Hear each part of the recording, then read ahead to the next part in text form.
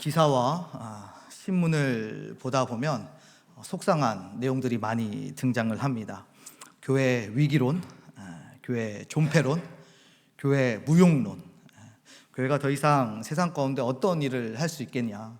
교회가 이미 많은 사람들에게 신뢰를 잃어버리고 많이 실망을 주고 있는데, 오히려 세상이 교회를 걱정하고 있는 이 시대에 교회가 무슨 존속의 의미가 있겠느냐라고 하면서 계속해서 교회 위기를 떠드는 그런 사람들이 많이 있습니다. 무엇보다 또 그 사람들이 말하고 싶어하는 것들을 잘 보면 통계 기반을 많이 하는데, 잘 보면 그 통계가 숫자, 규모, 얼마나 교회가 사라지고 있는지 이런 것들에 굉장히 초점을 맞추고 있어요. 그러다 보니까 정말 교회의 위기가 무엇일까를 고민하게 됩니다. 그런데 교회는요, 숫자나 규모에 따라서 위기가 결정되지 않습니다. 하나님께서 언제 숫자로 규모로 사역하신 거 보셨습니까? 정말 교회의 위기라고 할 만한 것이 있다면 그 교회가 얼마나 세속화되어져 버렸는가, 이것이 가장 아픈 그런 교회의 위기를 가져오는 요소일 것입니다. 그럼에도 불구하고 우리가 교회가 절대 흔들리지 않는다라고 하는 근거를 가지고 있어요. 뭐냐면 예수님께서 베드로의 고백을 들으시고 이 반석 위에 내 교회를 세우리니 음부의 권세가 이기지 못하리라 라고 말씀하셨습니다. 음부의 권세가 이기지 못하리라. 근데 그 안에 무슨 말씀하세요? 누구 교회예요? 내 교회예요. 여기서 내는 누구입니까? 예수님이시죠. 이 땅에 예수님이 건재하시고 교회의 주인으로서 건재하게 계신다면 이 세상에서의 교회 위기는 있다 없다? 없다는 것을 알 수가 있습니다. 따라서 세속화되어지는 교회들은 점점 사라질 수는 있어요. 그렇지만 끝까지 주의 복음을 부여잡고 살아가는 그 교회는 다시 새 힘을 얻고 다시 갱신되고 다시 개혁돼서 이 시대를 품고 하나님의 나라를 위해서, 그리고 그 진리를 전하는 사역들을 하나님께서 온전하게 감당하게 하실 줄 믿습니다. 저는 우리 람원교회가, 또 우리 람청이 그러게 될 줄 믿습니다. 아멘.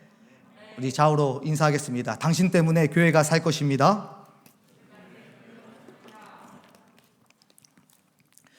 그럼에도 불구하고 마음속에 여전히 불안한 마음이 있어요. 어떤 마음이냐면 코로나가 끝나고 이제 엔데믹 시대가 찾아올 텐데 교회로 돌아올까? 그때처럼 이 인터넷에 굉장히 많이 노출되어져서 이 앱의 편안함을 맛본 사람들이 다시 교회로 돌아올까? 그리고 세상에 예수를 모르는 사람들이 교회에 대해서 반감을 가지고 있는데 그 반감이 좀 사그라들고 정말 교회만이 소망이고 희망이라는 마음을 다시 품을 수 있게 될까? 이런 생각들을 하면서 도대체 교회는 어떤 방향으로 나아가야 되고 우리는 또 어떻게 해야 될지를 함께 고민하게 되는 것 같습니다. 오늘 이 말씀을 통하여서 여러분 나름대로 그 답을 좀 찾아볼 수 있었으면 좋겠습니다. 예수님은 베들레헴에서 태어나셨습니다. 그러나 이 땅에 왕으로 오신 예수님은 시대 권력자들에게 그렇게 환영을 받지 못했지요. 그래서 헤롯 대왕이 예수님을 처리하기 위해서 베들레헴에 군사를 보내서 2살 미만의 영아들을 살해하려고 했고 또 살해했습니다. 원래 헤롯 대왕은 정치를 잘하던 그런 대왕이었어요. 34년 동안 통치를 했습니다.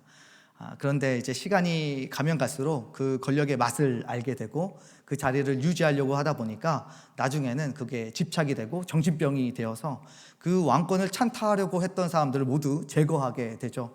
그 안에는 장모님도 있었고 장인어른도 있었고 또 사랑하는 아내도 있었고 사랑하는 아들들도 있었습니다. 그러니까 자기의 왕권을 탈환할 것 같은 존재들은 모두 숙청을 했던 것이지요. 그런데 그 찰나에 유대의 왕, 이 땅의 왕 예수님이 태어났다는 소식을 들었으니 글쎄요, 헤롯 대왕이 제정신이 아니었을 것입니다. 그래서 그렇게 만행을 저지르게 되었습니다. 그런데 이런 살해 계획을 아시고 하나님께서는 천사를 통하여서 요셉과 마리아와 그리고 아기 예수님이 빨리 도망갈 것을 명령하십니다. 13절 말씀인데요. 우리 함께 읽어볼까요? 그들이 떠난 후에, 시작. 그들이 떠난 후에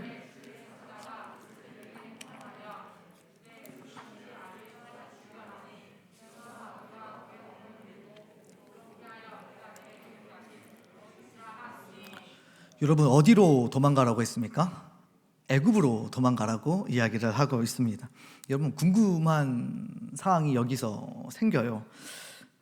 유대인들에게 있어서 애굽은 굉장히 부정적인 그런 장소입니다.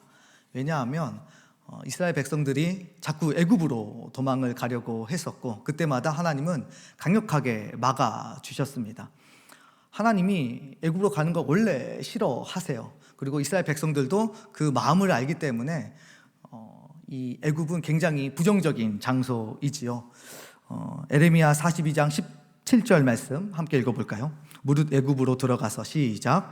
무릇 애굽으로 들어가서 거기에 머물러 살기로 고집하는 모든 사람은 이와 같이 되리니 곧 칼과 기근과 전염병에 죽을 것인즉 내가 그들에게 내리는 재난을 벗어나서. 이어서 이사야 31장 1절도 함께 읽어볼까요? 시작. 도움을 구하러 애굽으로 내려가는 자들은 화 있을진저 그들은 말을 의지하며 병거의 언가 마병의 심히 강함을 의지하고 이스라엘의 거룩하신 이를. 여러분 애굽으로 내려가면 하나님께서 재난을 내리시겠다, 그리고 화가 있을 것이다 라고 이야기를 하고 계십니다.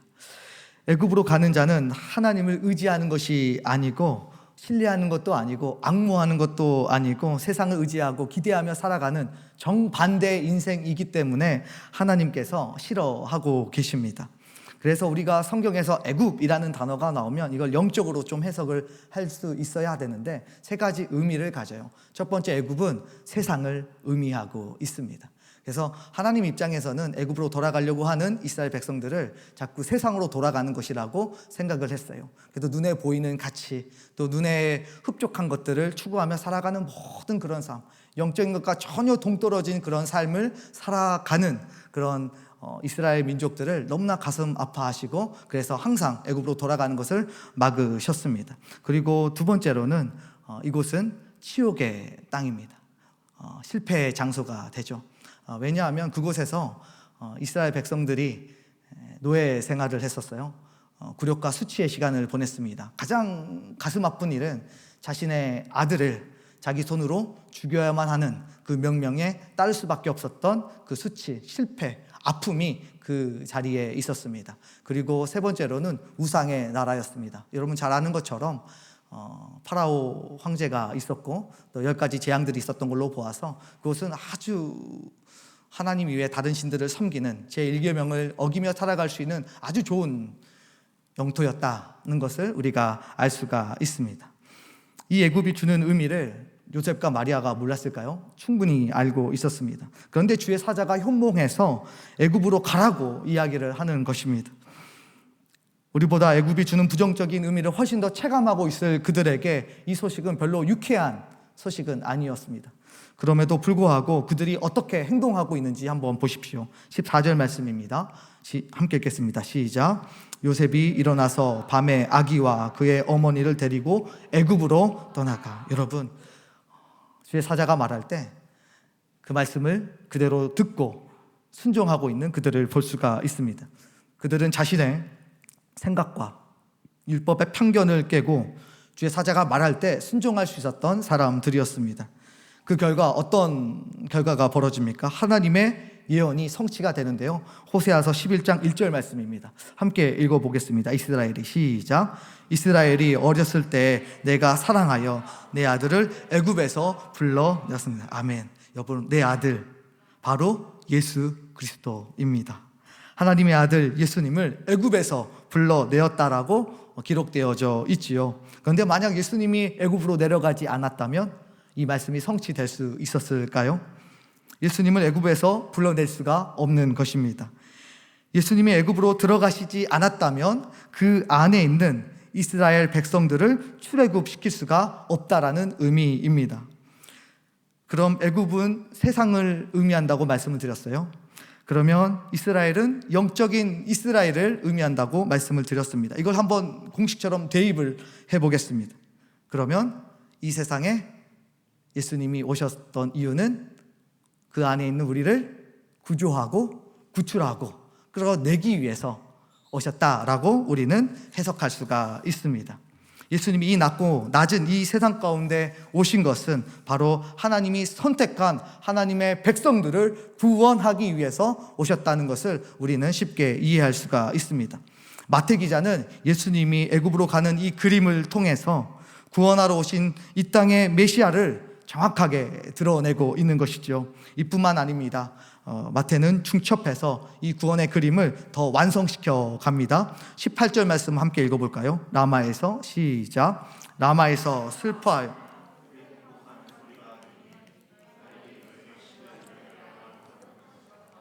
그가 자식이 없으므로 위로받기를 거절하였도다 함이 이루어졌느니라. 여러분, 마태가 예레미야 선지자의 말을 인용하고 있습니다. 여기서 지명 하나가 나오고요, 그 다음에 이름 하나가 나오고 있습니다. 여러분, 지명은 어디입니까? 라마입니다. 라마는 북이스라엘과 남유다 중간 사이에 있는 지역입니다. 그런데 우리가 잘 아는 것처럼 북이스라엘은 아수르에게 722년에 멸망을 당하고 남유다는 586년에 바벨론에게 멸망을 당하게 되죠. 그때 포로들이 어디에 모여졌냐면 똑같이 라마에 모이게 되었습니다.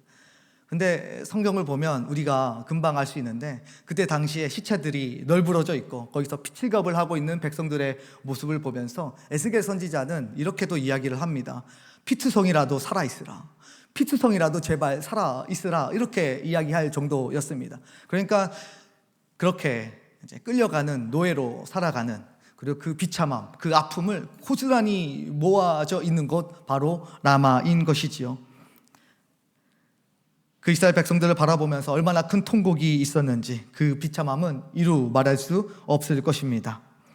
그런데 이렇게 시리에 빠져 있는, 비탄에 빠져 있는 이스라엘 백성들에게 하나님은 다음과 같이 또 답을 주시는데요, 그 통곡 소리를 들으시고 답을 주시는 그런 하나님을 한번 보실까요? 에레미야 31장 16절 말씀 함께 읽겠습니다. 시작. 여호와께서 이와 같이 말씀하시니라. 내 울음소리와 내 눈물을 멈추어라. 내 일의 삭을 받을 것인즉 그들이 그의 대적의 땅에서 돌아오리라. 여호와의 말씀입니다. 아멘. 이 눈물 그쳐라. 그 대적의 땅에서 이스라엘을 돌아오게 하겠다라고 말씀하고 계십니다. 여러분, 16절만 읽었는데 17절부터 21절까지 보면 계속해서 하나님께서 다독여 주시고 돌아오게 할 때니까 걱정 말라고 위로해 주시고 격려해 주시고 힘을 주시는 그 모습이 계속 반복되어 등장하고 있습니다. 따라서 이스라엘 백성들의 노예됨, 수치, 죽음, 고난 등에서 하나님은 반드시 그들을 구출해 주시고 그 비참함을 끝내시고 회복시키시겠다라고 하는 강한 의지를 드러내고 계시는 것입니다. 마태는 하나님이 예레미야에게 하셨던 그 예언이 바로 지금 태어난 이 예수 그리스도를 통해서 이루어질 것이라고 지금 확신하면서 인용해서 글을 쓰고 있습니다. 바꾸어 말하면 이제 그때가 이르러서 예수 그리스도께서 이 땅에 오셔서 죄에 노예된 우리를 자유케 하시고 죽음의 권세 아래 굴복한 영적인 이스라엘 자녀들을 해방시킬 것을 선포하고 있다라고 볼 수가 있습니다. 이제 굴욕과 수치의 시간을 끝내고 하나님의 자녀답게 살아갈 수 있는 시대가 왔다는 것을 드디어 선언하고 있는 마태를 볼 수가 있습니다. 여러분, 18절 말씀에서 아까 지명 하나가 나왔는데 이름 하나가 또 나왔어요. 이름은 누가 나왔었죠? 라헬이 나왔어요. 그러면 이 라헬이 무엇을 의미하고 있을까를 한번 고민해 보아야 합니다. 라헬은 둘째 아내예요. 누구의? 야곱의. 그런데 이 라헬에게는 두 명의 아들이 있었어요. 누구였을까요? 요셉과 베냐민. 제 예상을 상회하는데요. 요셉과 베냐민이 있었습니다. 근데 여러분 잘 생각해 보세요. 요셉이 어디에 종으로 팔려가게 되었습니까? 애굽으로 팔려가게 되었어요. 그리고 베냐민도 결국 물론 요셉이 조금 짓궂은 장난을 쳤지만 베냐민도 똑같이 애굽에 감금되었던 적이 있습니다. 그럼 라헬 입장에서 보았을 때 두 아들을 가져가 버린, 취해버린, 뺏겨버린 그곳은 어디입니까? 애굽이죠. 그 애굽에 뺏겼기 때문에 슬퍼서 울고 있는 그런 라헬을 볼 수 있고, 그 라헬은 바로 이스라엘을 위해서 울고 있는 하나님 아버지의 마음이라고 우리가 표현할 수가 있습니다. 마태가 지금 이 라마에서 애곡하는 라헬을 등장시킨 것은 이제 구원의 때가 있다, 이제 돌아올 그때가 이르렀다라는 것을 선포하고 있는 것이지요. 누구를 통해서요? 지금 예수 그리스도를 통해서요. 근데 더 구체적으로 한번 더 들어가 보겠습니다. 라헬이 장사된 곳을 한번 보겠습니다. 창세기 48장 7절 말씀 함께 읽어보겠습니다. 시작.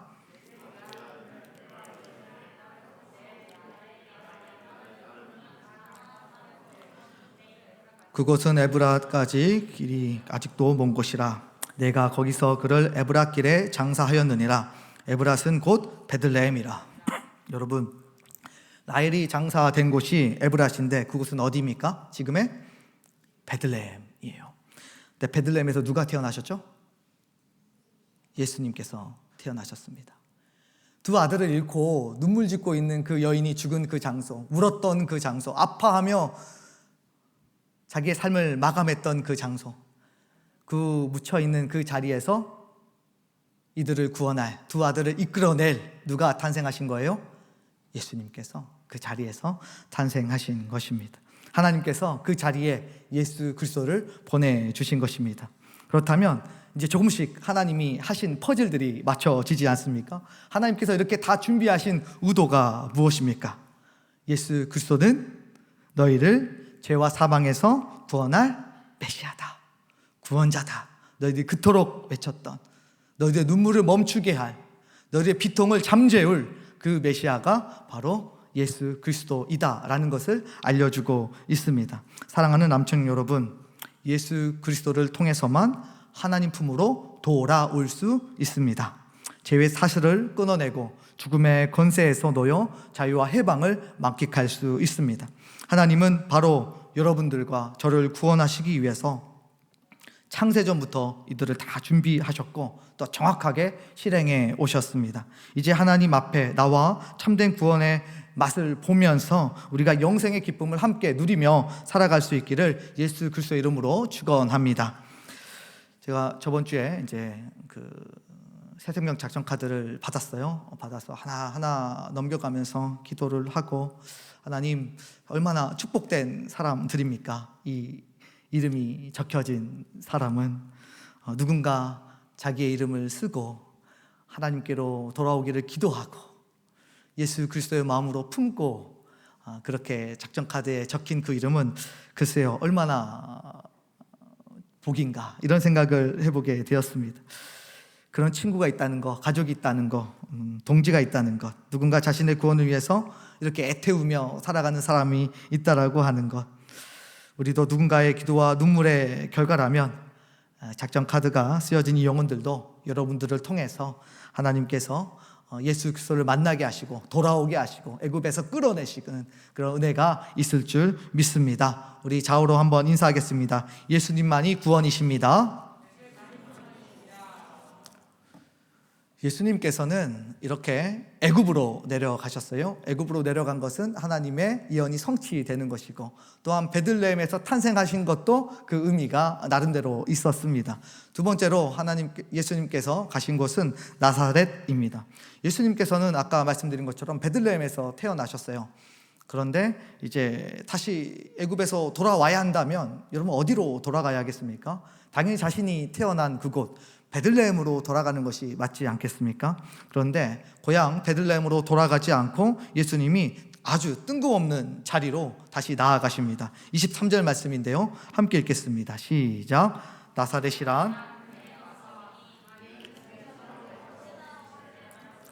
사람이라 칭하리라 하심을. 아멘. 당시 예수님을 죽이려 했던 헤롯 대왕이 이제 죽었습니다. 그런데 그 아들들도 많이 아꼈어요. 그 중에 아켈라오가 이제 유다 지역을 통치하게 되었는데 걔도 폭군이었습니다. 결국 이 아켈로를 피해서 이제 요셉과 마리아는 예수님을 모시고 베들레헴이 아니라 피해서 나사렛으로 가게 되었습니다.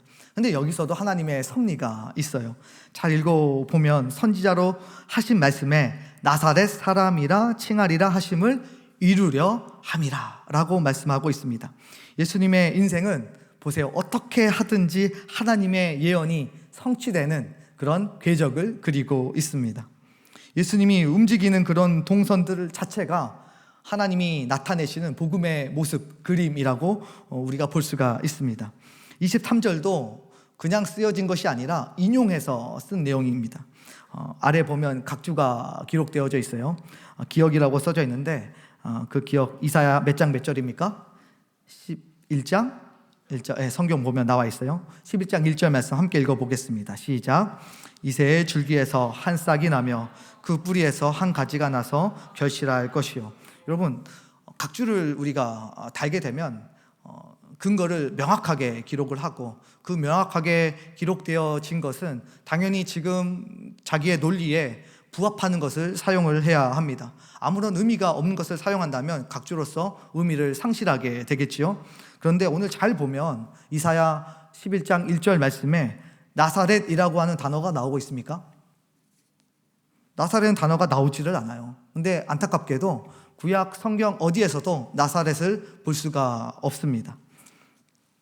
그때 당시에 나사렛이라고 하는 동네가 존재하지 않았기 때문입니다. 그러면 마태는 어떻게 나사렛에 갔다라고 이야기하면서 이사야서 11장 1절 말씀을 가지고 와서 인용을 하고 있는 것일까요? 뭔가 이유가 있으니까 이거를 가져오고 또 차용을 하지 않았겠습니까? 이를 원어로 찾아보니까 나사렛이라는 이름을 가진 단어가 등장을 합니다. 여러분, 여기서 한번 찾아보시겠어요? 어떤 단어가 나사렛이라고 하는 단어와 연관이 있는 단어일까요? 1번 싹, 2번 뿌리, 3번 가지, 4번 결실. 몇 번일까요? 5번? 뿌리, 뿌리. 땡. 가지예요, 가지. 가지가 넷제르라고 해가지고 볼품없는, 하찮은, 연약한, 순한이라는 뜻을 가지고 있습니다. 그런데 이 나사렛의 지명을 이 넷제르에서 차용을 했어요. 그래서 가장 이 나사렛은 낙후된 곳이었고요, 가난한 곳이었고요, 볼품없고요, 하찮은 그런 동네였습니다. 그래서 빌립이 나다나엘하고 서로 이야기할 때 내가 나사렛에서 메시아를 보았다라고 이야기했을 때 나다나엘이 아니 나사렛에서 무슨 선한 것이 날 수 있겠느냐라고 오히려 반문하는 모습을 볼 수가 있습니다.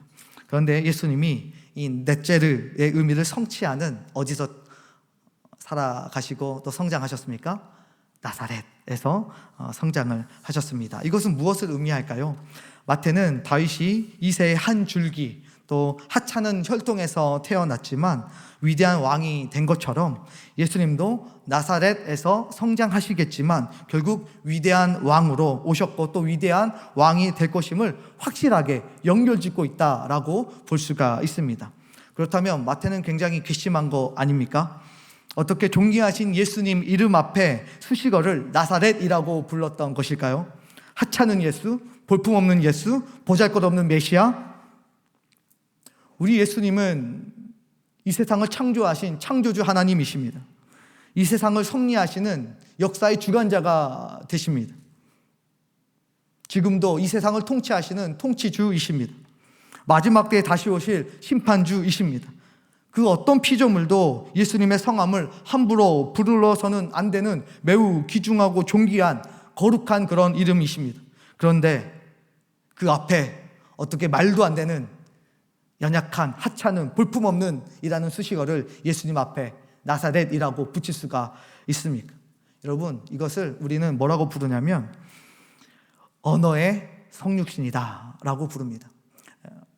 단어 자체에서부터 예수님이 가지고 있는 그 수식어에서부터 예수님은 비하되셨고 그 비하의 목적은 바로 우리들에게 있다는 것입니다. 하나님이 존귀하신 예수님의 이름 앞에 나사렛이라는 수식어를 붙인 것은 예수의 이름을 부를 때마다 예수님이 이 땅에 오신 그 목적과 내용을 기억하라는 말씀이십니다. 예수님은 낮고 낮은 이 천한 땅에 구원자로 오셨습니다. 그럼 누구 때문에 이 누추하고 이 볼품없는 나사렛 이 세상으로 인간의 몸을 입고 직접 내려오셨던 것입니까? 여러분 가슴에 이렇게 손을 한번 얹어볼까요? 따라서 하겠습니다. 나를 위해 이 땅에 오셨습니다. 아멘. 여러분 믿으십니까? 비록 하나님이 붙여주신 비하의 수식어이지만 예수님은 나사렛 예수라고 불리는 것에 대해서 전혀 부끄러움을 느끼지 아니하셨습니다. 왜냐하면 내 사랑하는 자녀들을 위해 이 땅에 왔음을 상징하는 영광스러운 수식어이기 때문입니다. 그래서 나사렛은 가장 천한 지명이면서 동시에 가장 영광스러운 지명입니다. 왜 우리가 예수님을 이야기할 때마다 나사렛 예수 그리스도의 이름으로 라고 우리가 선포하고 있기 때문이죠. 예수를 모르는 자들에게 이 지명은 수치처럼 보일 수 있습니다. 하찮고 볼품없고 약한 것으로 보여질 수 있습니다. 그러나 예수의 비밀을 아는 우리들에게는 이보다 영광스러운 지명은 없는 것입니다. 그래서 우리는 나사렛 예수 그리스도 이렇게 이야기하게 될 때 우리를 구원하신, 우리를 위해서 이 낮고 낮은 곳에 오신 이 허접하고 볼품없는 나를 구원하시기 위해서 오신 예수님을 묵상하게 되어지는 것이지요. 사랑하는 남청 여러분, 나사렛이라는 단어가 이제 어떻게 들리십니까? 결론입니다. 예수님의 행적은 그 자체가 복음입니다. 예수님이 라헬을 장사한 그 베들레헴에서 태어나신 것도, 그리고 예수님이 애굽으로 가셨다가 나오신 것도, 그리고 베들레헴으로 다시 가지 않고 나사렛으로 가셔서 성장하신 것도, 이 모든 예수님의 궤적들, 움직임들, 이 모든 것들이 다 구원, 복음을 설명하고 있습니다. 하나님은 예수 그리스도를 통해서 애굽 같은 세상에서 저와 여러분을 구출해 내셨습니다. 죽음의 권세와 죄와 멍에의 쇠사슬에 매어있는 하찮고 벌레 같은 저와 여러분들을 위해서 예수 그리스도께서 나사렛으로 오셨습니다. 그리고 자신의 이름 앞에 붙인 이 나사렛이라고 하는 수식어를 전혀 부끄러워하지 아니하시고 오히려 영광스러워하시고 기뻐하셨습니다. 저는 이것을 하나님과 예수님의 나사렛 정신이라 부르고 싶습니다.